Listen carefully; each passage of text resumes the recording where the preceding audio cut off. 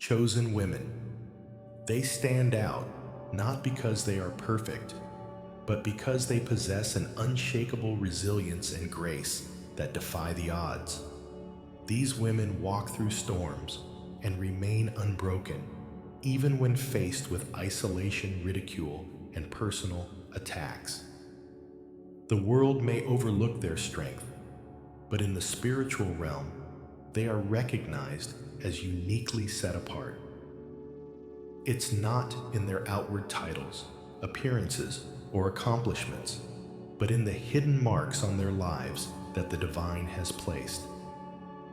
These marks, though unseen by the human eye, are understood by the Spirit. They signify something far greater than mere survival. These women are not just enduring life. They are being sculpted by life's challenges for a greater purpose. Today, we will peel back the veil to reveal the 7 hidden marks that set these women apart. These marks are not just signs of endurance, they are sacred symbols of transformation. They speak of women who have been forged in fire, who have been chosen not despite their struggles, but because of them. They are warriors, intercessors, leaders, and change makers, equipped to rise above the limitations of the world. They carry power, purpose, and a divine calling that cannot be silenced. Let's unlock the mystery of what makes these women extraordinary and see how their trials have become the very source of their strength. When we talk about the chosen women, we often think of strength, grace, and poise. But what many fail to recognize is that their strength comes from something much deeper than surface-level beauty or confidence. The true power of a chosen woman lies in the scars she carries. Scars that are not signs of defeat, but sacred signatures of survival and transformation. These scars are not marks of shame. They are proof that she has endured, that she has overcome, and that she is stronger because of it. They are the divine fingerprints of heaven, shaping her into the woman she was always meant to be. You see, chosen women are not chosen from comfort.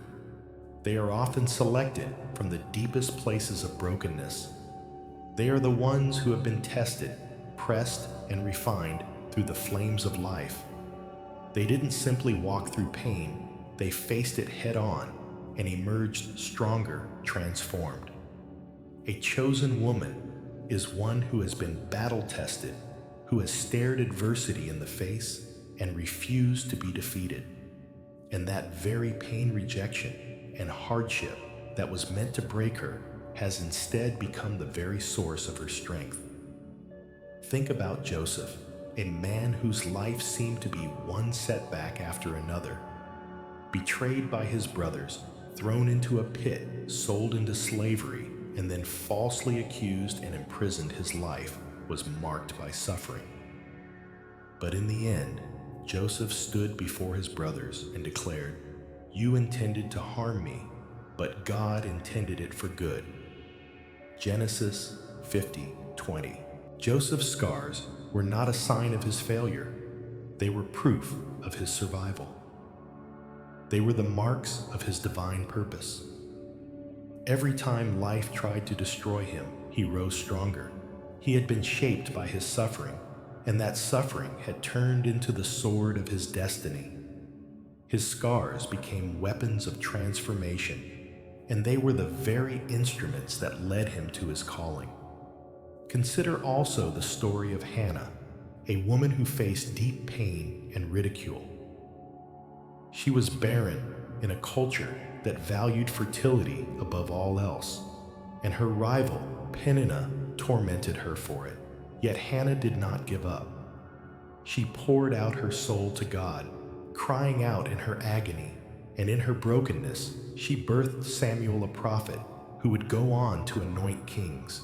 Hannah's pain, her heartache, and her desperation became the womb from which purpose was born. Her suffering was not meaningless. It was the foundation of her divine calling. For the chosen woman, the scars she carries are not reminders of what was lost, but of what she has gained. Each scar is a symbol of survival, each wound a testimony of resilience. The wounds that once felt unbearable have been transformed into weapons of divine power. They give her an edge, a strength, and a perspective that no one else can understand. The pain that tried to break her has instead shaped her into a force to be reckoned with. And though the world may see her scars as signs of weakness, heaven sees them as symbols of victory. Her pain has become her sword. So, chosen one, ask yourself, today, has your greatest wound become your greatest weapon? If you have ever wept in secret, but still lifted your hands in worship, if you've been rejected, but still chosen to lead, then you carry this first hidden mark. Your scars are not signs of defeat. They are sacred, holy marks of survival and transformation. Your pain is not your weakness.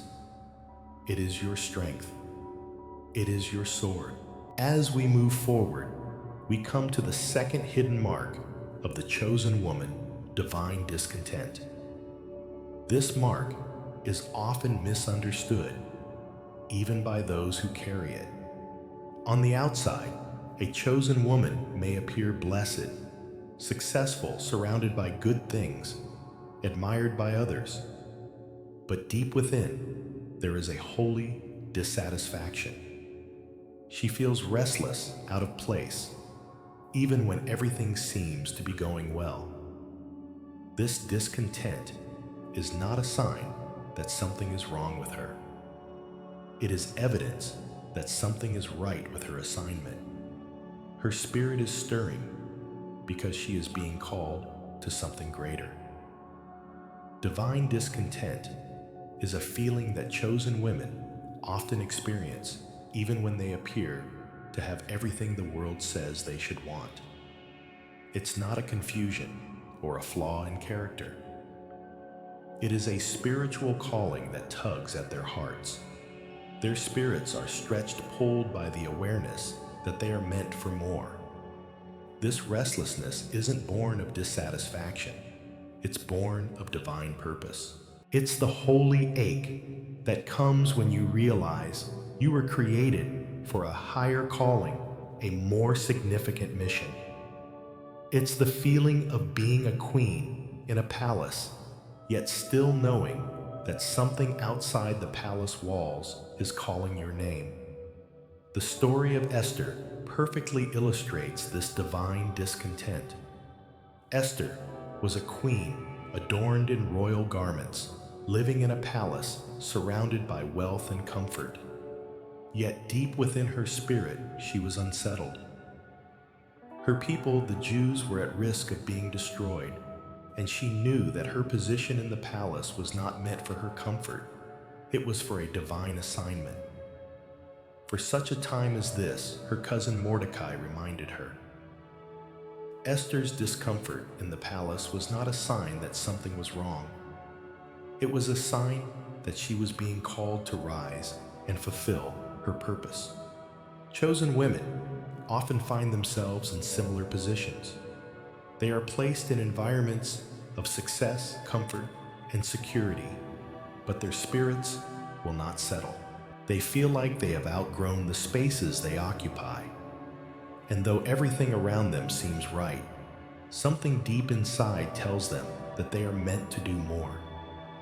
It's a tug in the heart, a divine dissatisfaction that pushes them to move forward, to rise, and to embrace the calling they know they were born for. If you are a chosen woman, and you've ever felt like your success or comfort still doesn't fill the longing in your soul, know that this divine discontent is your signpost. It's the spiritual call that's urging you to step into your purpose. You may not fit in, not because there's something wrong with you, but because your spirit was designed for a different kind of greatness. The world around you may look at you and wonder why you are restless, but the truth is, your soul is preparing for something greater. The divine discontent you feel is not rebellion or confusion, it's revelation. It's God stirring your spirit, pushing you into your next season, your next level. This restlessness is not something to fear or resist. It is God's way of preparing you for what's next. If you've ever cried out, "Why can't I be content?" Like everyone else, know that this is not a sign of failure. It's a sign that you are being called higher. Your restlessness is not about rebellion, it's about divine direction. Just like the eagle born in a chicken coop, you were designed for heights, but raised in limitations. God is stirring your nest, and though it may feel uncomfortable, it is only to push you into your next assignment. Your discomfort is not a curse. It is the divine tug that moves you toward your purpose. Embrace it, for it is the call to arise. You are not meant to settle. You are meant to soar. And in this divine discontent, you will find the strength to step into your purpose and fulfill the calling that God has placed on your life. Let your restlessness be your guide, for it is leading you toward your destiny. There is a divine gift that chosen women carry, a unique sensitivity to the suffering and injustice that often goes unnoticed by others. This sensitivity is not an accident or a flaw. It is a sacred ability to feel the pain of others, to carry their burdens, and to intercede on their behalf. Chosen women are not just observers of the world's injustices, they feel them deeply. They are not simply aware of the pain around them, they are moved by it. Their hearts break at the sight of suffering, and they cannot remain indifferent. This sensitivity may feel overwhelming at times, but it is a divine calling, a spiritual gift that prepares them to intercede for the hurting and the oppressed.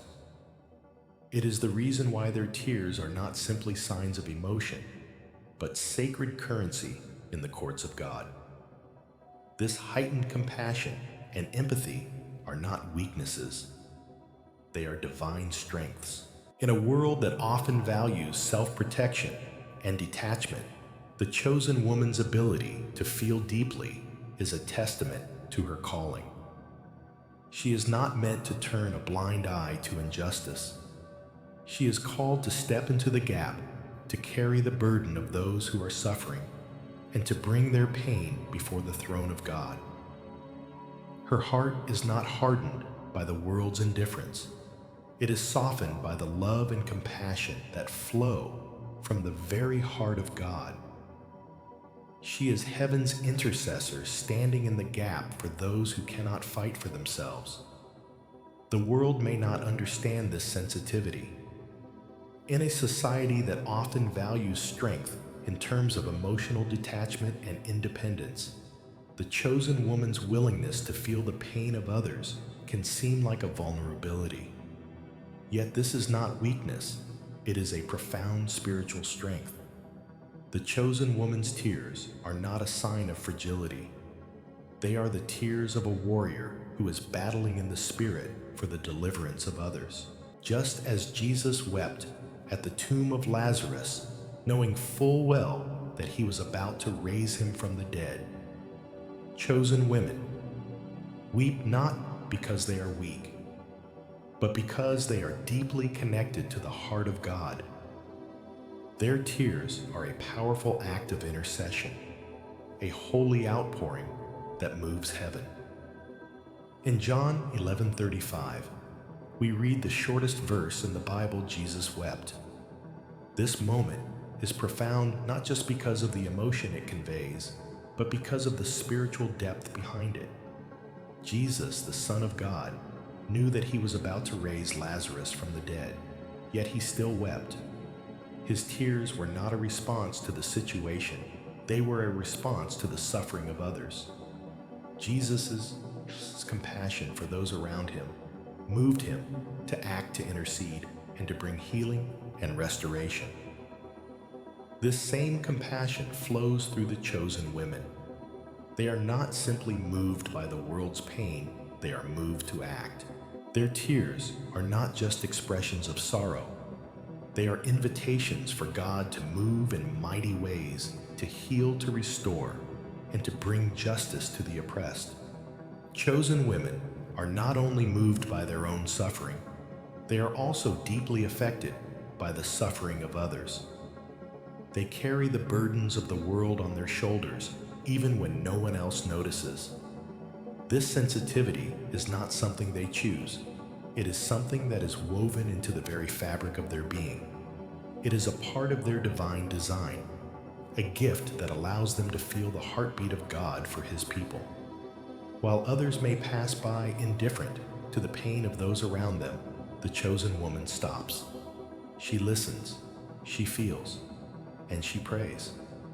In many ways, this sensitivity is what allows chosen women to become powerful intercessors. Their hearts are aligned with the will of God, and they are able to pray with a depth and fervor that moves heaven. The world may not see the impact of their prayers, but God hears every word, every tear, every cry. Just as Jesus interceded on behalf of His people, so too do chosen women intercede for others. Their prayers are not just words. They are spiritual weapons that bring change, healing, and transformation. When the world is crying out for justice, the chosen woman's prayers become a powerful force that shifts the atmosphere, breaks strongholds, and brings about the will of God. This unexplainable sensitivity is not a burden. It is a divine calling. It is a sign that God has entrusted the chosen woman with the responsibility of carrying the pain of others and interceding on their behalf. Her empathy is not weakness, it is strength. Her tears are not a sign of fragility, they are a sign of power. When the world does not understand her sensitivity, when it mocks her compassion, she must remember that this is a gift, not a curse. Her tears are weapons in the spiritual realm, and through them, God is working wonders. With divine calling comes divine resistance. Chosen women often face unprovoked attacks, not because they are doing something wrong, but because they are carrying something right. The enemy is not afraid of the ordinary, it is terrified of the extraordinary. And the chosen woman, because of her divine purpose, becomes a target. The attacks she faces are not coincidental. They are spiritual markers of her calling. The enemy will try to distract her, discourage her, and make her doubt her purpose. But these attacks are not a sign of weakness. They are a confirmation that she is on the right path. The world may see the chosen woman's life as a series of unfortunate events, as if she is constantly under attack for no reason. But the truth is, her life is a battlefield because she is a warrior. She is not just walking through life, she is walking in divine purpose, and her very existence disturbs the forces of darkness. Her light, her purity, her calling, all of these things attract spiritual warfare. And this is where many chosen women find themselves misunderstood. The world may think that they are cursed, but in reality, they are favored. The attacks they face are not signs of failure. They are signs of divine approval. Consider the example of Mary, the mother of Jesus. Her yes to God's plan did not come without cost. When she agreed to carry the Savior of the world, she unknowingly opened herself up to a lifetime of spiritual warfare. Her pregnancy was questioned, her reputation was maligned, and her very life was threatened. King Herod, feeling threatened by the birth of Jesus, ordered the slaughter of all male children under the age of 2 in Bethlehem. Mary was forced to flee into exile, leaving her home and everything familiar behind. The moment she accepted her calling, she attracted unprovoked attacks from the enemy. But those attacks were not a sign that she was doing something wrong. They were proof that she was doing something right. She was carrying the hope of the world, and that terrified the enemy. Chosen women often face similar attacks. The moment they accept their calling, the moment they step into their divine assignment, they become targets. The enemy does not attack the barren, he attacks the fruitful. If you are facing resistance, if you are experiencing attacks without cause, it is a sign that you are walking in your divine purpose. These attacks are not a sign that you are weak. They are a sign that you are dangerous to the kingdom of darkness.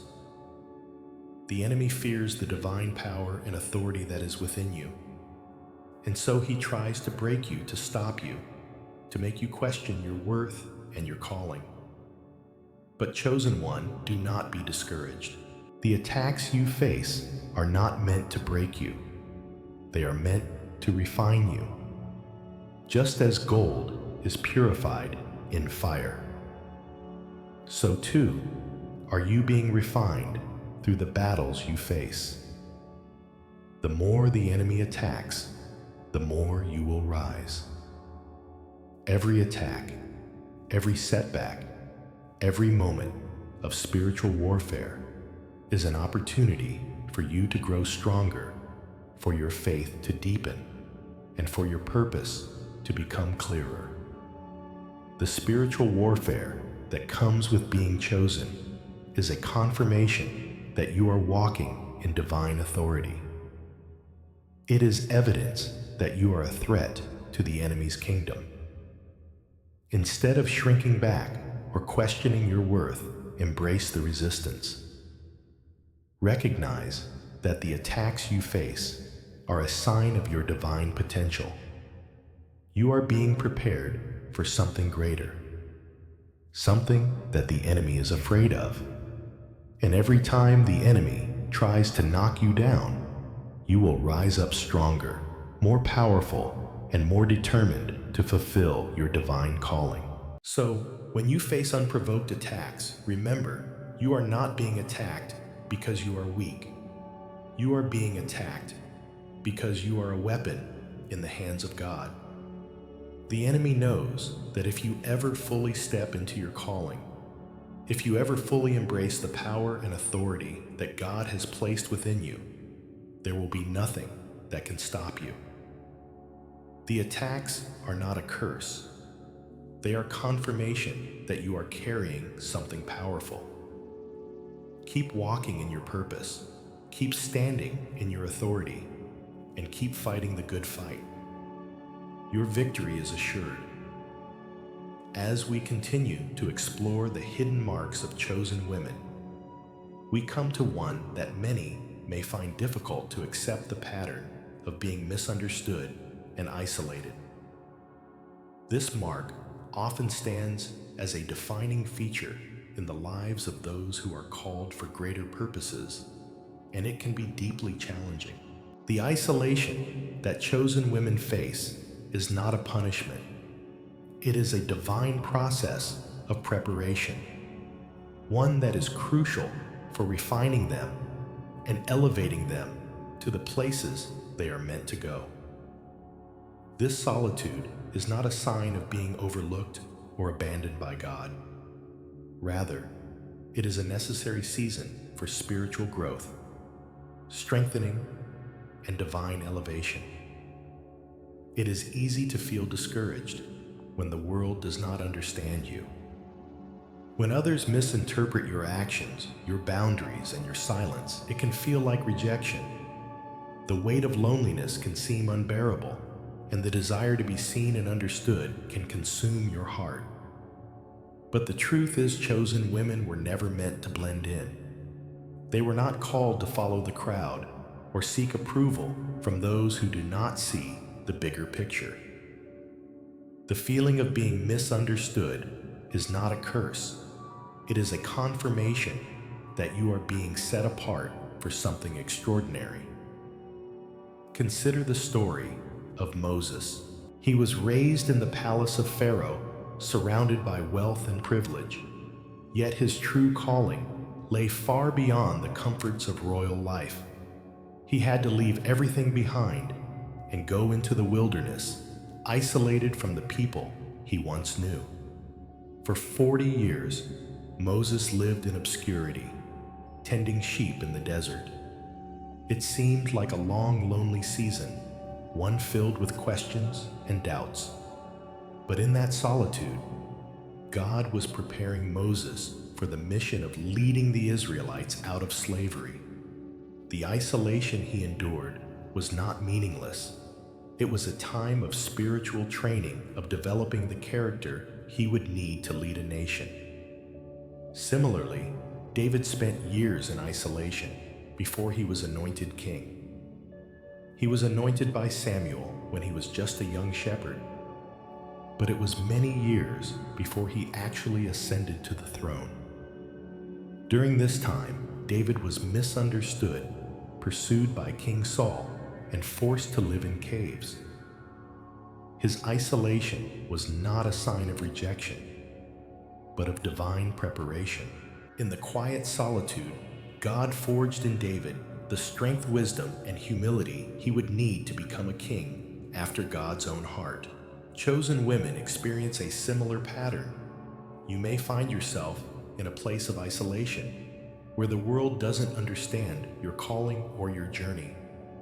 You may feel rejected or abandoned by those you once considered close.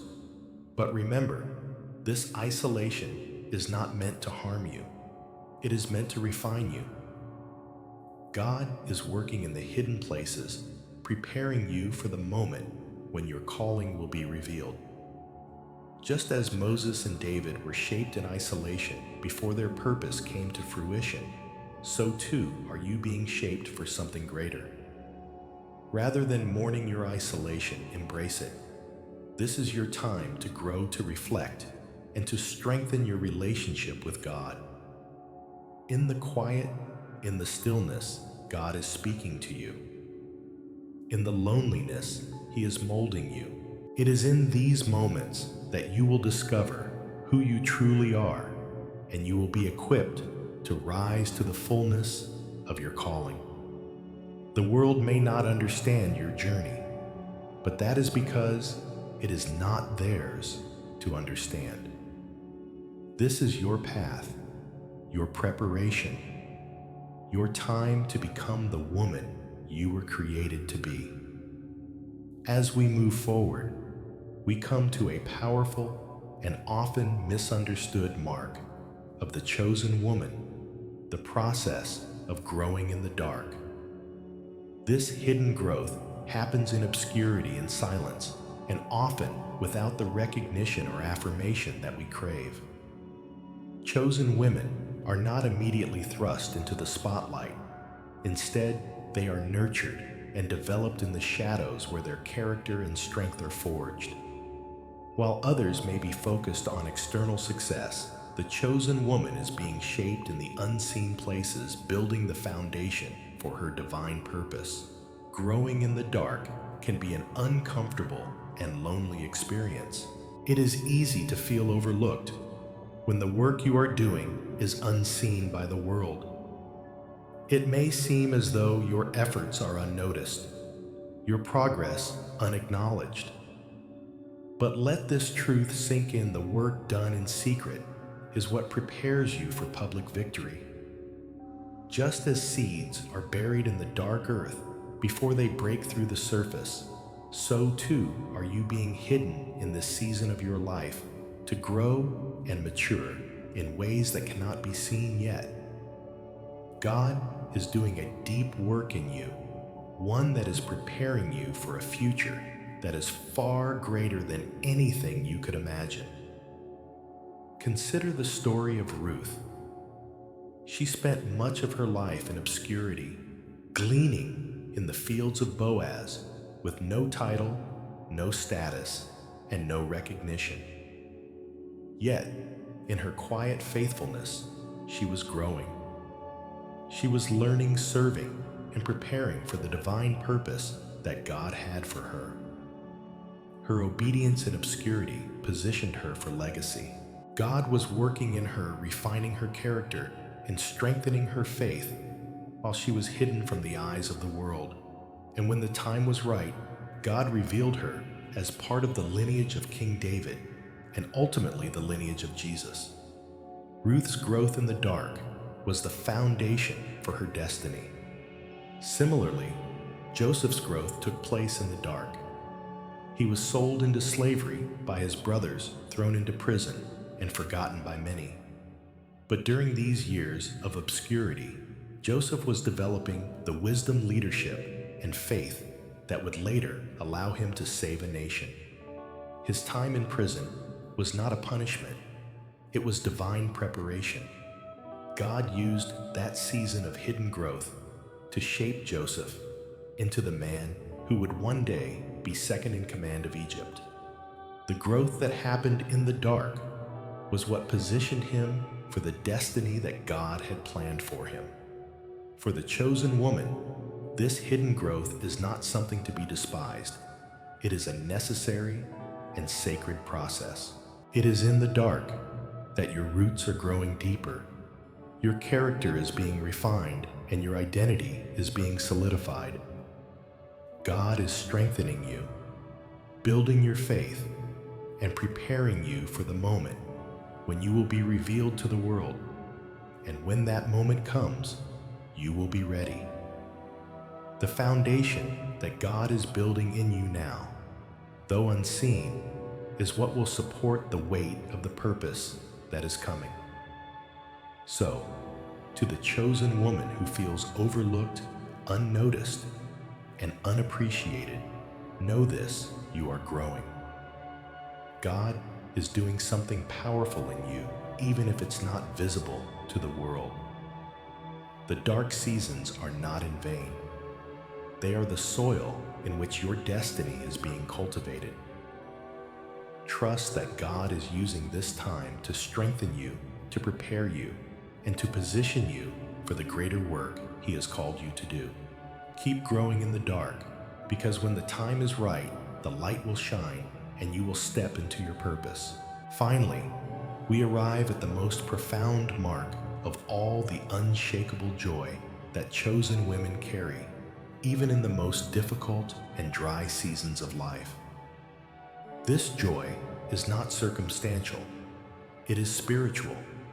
It is not dependent on what is happening around them, but on the deep-rooted trust they have in God. Chosen women are able to maintain their joy even when everything in their life seems to be falling apart. When circumstances say they should be overwhelmed, defeated, or discouraged, they still find a reason to rejoice. This joy is not a denial of their pain or struggles. It is a defiant proclamation that even in the midst of hardship, God is still good. It is a spiritual weapon, a powerful force that the enemy cannot touch. While others may be withering in the drought, the chosen woman remains rooted by the rivers of living water, her leaves staying green even in the dry seasons. Jeremiah 17:8 says, "Blessed is the one who trusts in the Lord, whose confidence is in Him. They will be like a tree planted by the water that sends out its roots by the stream." Even in the barren places, the chosen woman remains full of life, her joy unshaken by the circumstances surrounding her. Consider the example of the prophet Habakkuk, who declared, "Though the fig tree does not bud, and there are no grapes on the vines yet, I will rejoice in the Lord. I will be joyful in God my Savior." Habakkuk 3:17-18. Habakkuk was not denying the reality of the drought, he was defying it. His joy was rooted in God, not in the circumstances around him. This joy is not a superficial happiness based on what is happening in the moment. It is a deep spiritual joy that comes from knowing that God is in control even when things seem uncertain. This joy is also a form of warfare.